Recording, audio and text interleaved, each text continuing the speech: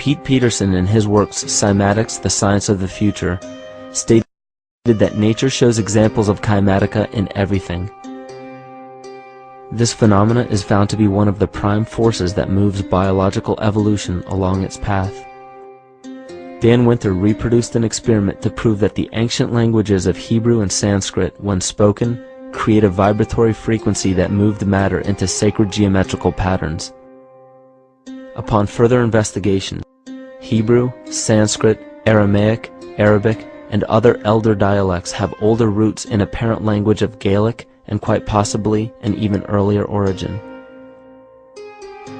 In Swami Murugesu's The Science of Mantra, he claimed that when a person chanted specific words in Sanskrit while filming a burning candle, the intensity as well as the color of the flame would change due to the frequency that the word would emit. This same science has been shown to lower and raise blood pressure. And in his own words, certain sounds can affect their circulation and nervous system. Whatever change such vibrations cause extends to the mind of a person and also to the surrounding atmosphere, causing warmth or coolness. All this can be known by study and shown by practice. This rediscovered knowledge of the science of sound shows that sound is something more than mere vibratory signals. Not only does sound interact with life, but it sustains and develops it. It acts as a conduit of conscious intent between people, societies, and entire civilizations. Yet the psychic illness we endure due to the domination of our false ego is reflected in the collective. Our psychological schism has shut us off from communicating correctly with our inner self, which is exactly how cancer cells within the body operate.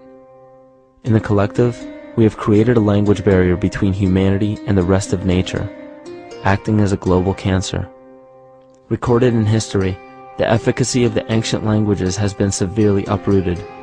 The alphanumeric translation from Hebrew to English shows a complete reversal of the two languages, giving the cymatic effect unnatural results.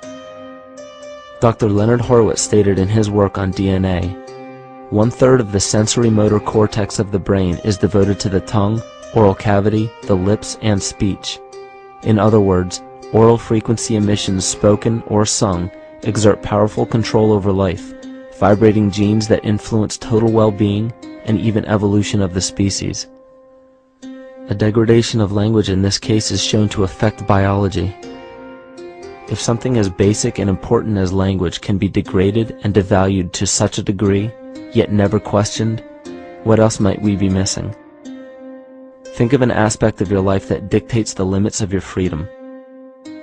Government and law enforcement, insurance and pharmaceutical companies, taxes, building permits, driver's licenses, and more. There are hundreds if not thousands of stipulations, regulations, and boundaries on our freedom. And out of the ones that were just mentioned, how many have you researched to find out whether they apply to you or not? Let's look at the forms of law that we currently acquiesce to.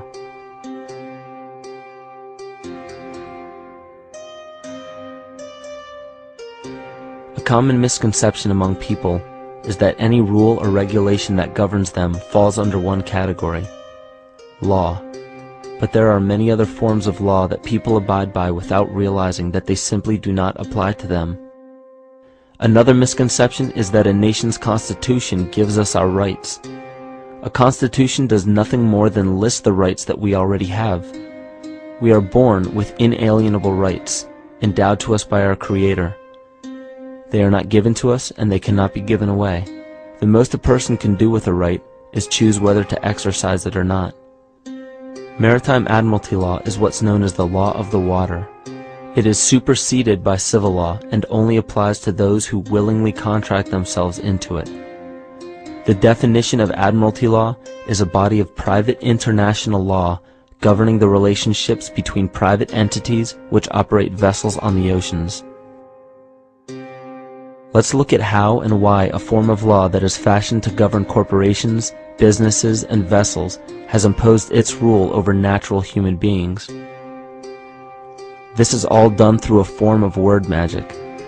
A simple perversion of language has made it possible to convince people around the world that these alternative laws apply to them. One of the predominant beliefs in modern culture is that licenses, permits, registrations, and other forms of documentation are required to operate motor vehicles, use public roads, build structures and establishments, engage in free enterprise, and much more. Sadly, these beliefs are based on little to no investigation whatsoever, and are false. This belief structure is perpetuated by maritime admiralty law. This form of law was originally created to govern ships docking in foreign nations for the import or export of products and resources. It deals with banking and merchant affairs, not civil affairs. When a product is taken off of a ship and brought into a foreign land, that nation takes custody of the resource and accounts for it with a certificate. That certificate marks the birth date of that product in the custody of the respective nation. Think of why it is supposedly required to have a certificate of live birth in the first place. The Barron's Dictionary of Banking Terms defines a certificate as a paper establishing an ownership claim. So right there, we notice that everyone with a birth certificate is defined as being owned. People are used as collateral with other nations because the U.S. is bankrupt. The United States declared bankruptcy on March 9th of 1933. At this point, the U.S. began taking out loans from a private, non-government affiliated corporation called the Federal Reserve. With no money to pay back the loans, the United States began using the citizens as collateral. All birth and marriage certificates are literally warehouse receipts. Just look at the similarities of warehouse receipts and birth certificates. Both document the date of issue, a serial number, registration number or receipt number, a description of the product, and an authorized informant to notify the appropriate government agency.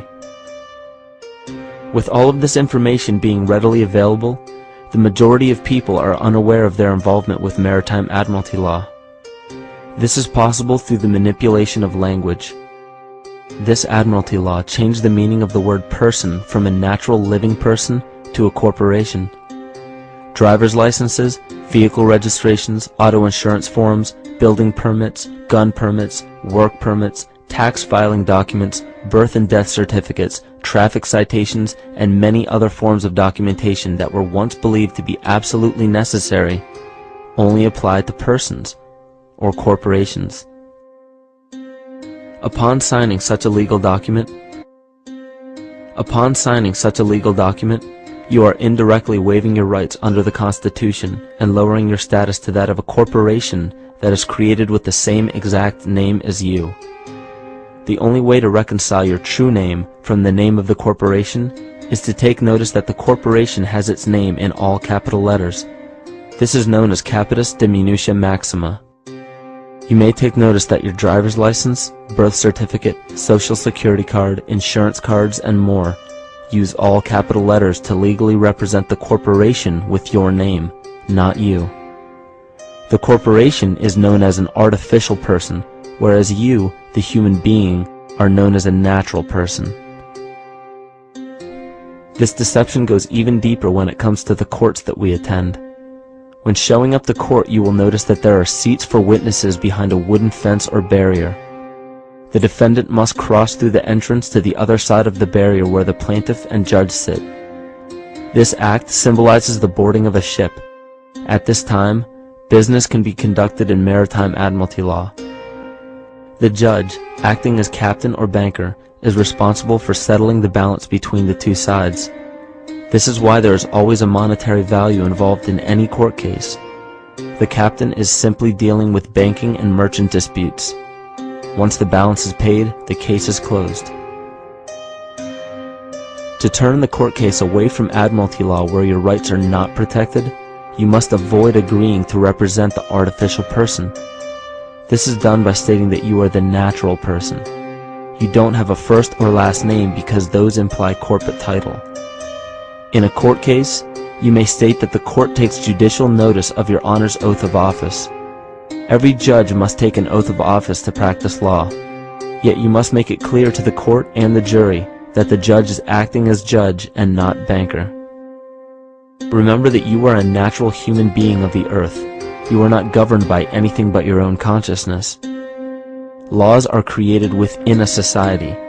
The society that created the laws we see being enforced today is called the Law Society. Yet the most beautiful part of this entire deception is the fact that we are not part of the Law Society, so their laws do not apply to us.